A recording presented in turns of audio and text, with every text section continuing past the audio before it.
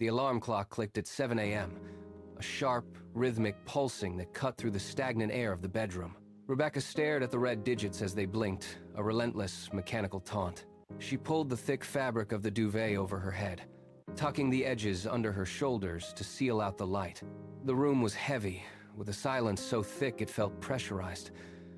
Outside, the world was moving, but here, time had stopped 3 months ago.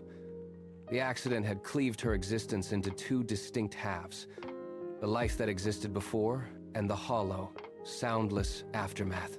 She anchored her weight into the mattress, pressing her spine against the springs, trying to disappear into the fibers.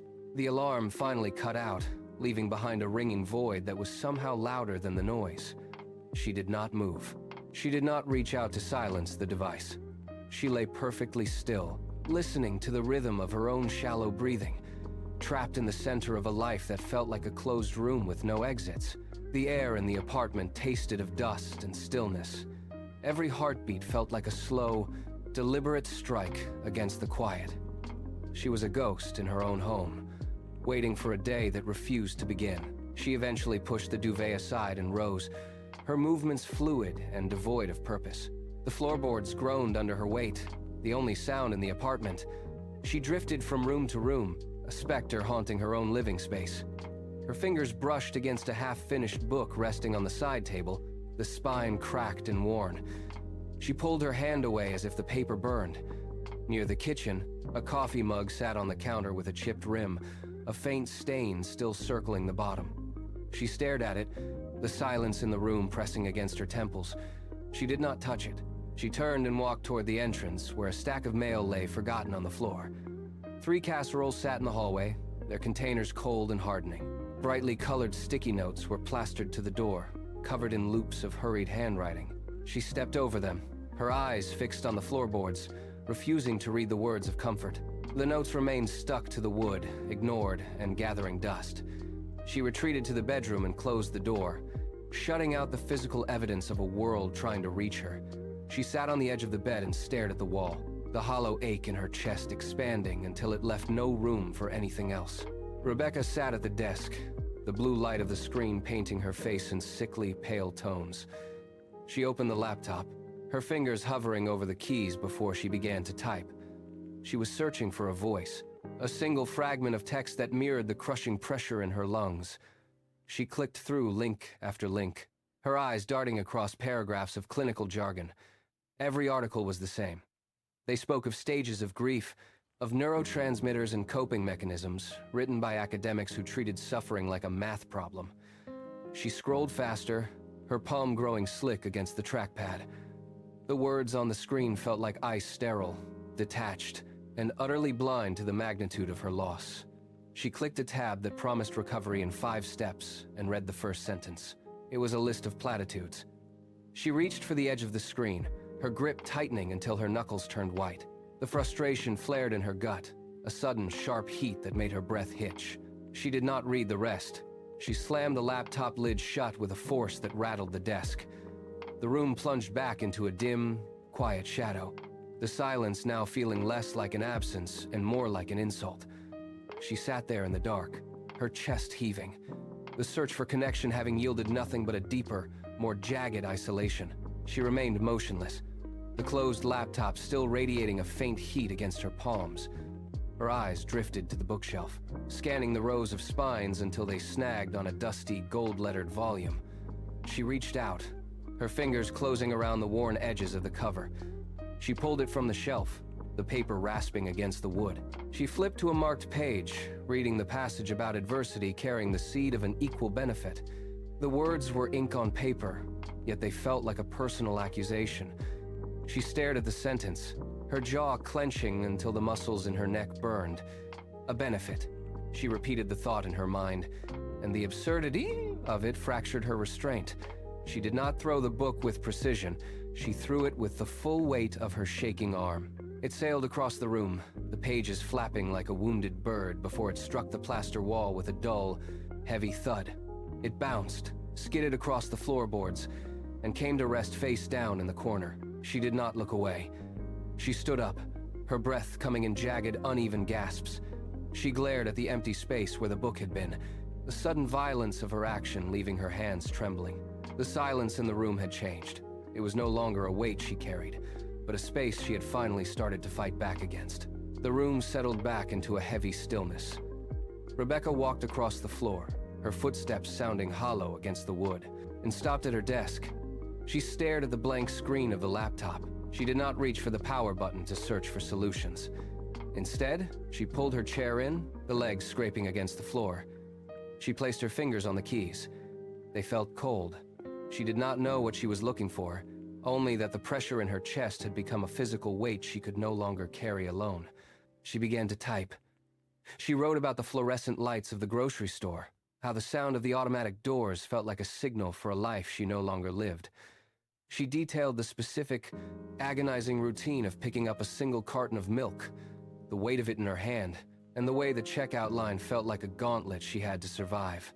She didn't write for anyone else. She wrote to get the words out of her lungs and onto the screen, watching the cursor blink in time with her own uneven breathing. With every sentence, the internal pressure shifted, moving from a suffocating knot in her throat to a series of words on a glowing page. She was no longer just feeling the void, she was mapping it. The final sentence sat on the screen, a precise map of her hollowest days. Rebecca stopped typing. The room was silent except for the low, rhythmic hum of the laptop fan. She moved the cursor over the button labeled Publish. Her index finger hovered, suspended in the air. It was shaking. She looked at the text, the grocery store, the empty chair, the silence, and realized that once she clicked, these private fragments would belong to anyone with a connection. The reality of the choice tightened her chest. She took a breath, held it, and pressed down. The screen flickered, refreshing to show a new public page. She pushed the chair back and stood up, her legs feeling stiff. She walked to the window, staring out at the gray street below. Her hands remained curled into tight fists. She waited. The house was quiet, the air motionless. She did not know if she had just released a burden or invited a new kind of scrutiny. She kept her eyes locked on the laptop across the room, watching for any change in the darkness of the screen. The silence stretched, heavy and expectant, as she stood on the edge of a decision that could not be retracted. A sharp, metallic ping cut through the room. Rebecca turned. The laptop screen had lit up, a small notification bubble hovering over the browser tab. She walked over, her movements slow, and clicked. One message, from a stranger in another country. It read, "I thought I was the only one who felt this way." She read the words 3 times. Then, the screen flickered again. Another ping, then a third. The inbox counter began to climb 10, 50, 100. The silence of the apartment vanished, replaced by the rhythmic, constant chime of incoming mail. She sat down, her fingers flying across the keys. She did not draft replies. She spoke directly to the pain she read in each line. Her eyes burned, her neck stiffened, but she did not stand up. For 12 straight hours, she typed. She exchanged stories of loss, of grocery store aisles, and of empty chairs. With every message she sent, the crushing weight in her own chest lightened. She was not just reading words on a screen. She was building a bridge to the outside world. By the time the sun began to bleed through the blinds, the inbox had stopped flooding, but the isolation was gone. The inbox continued to pulse with new entries every hour.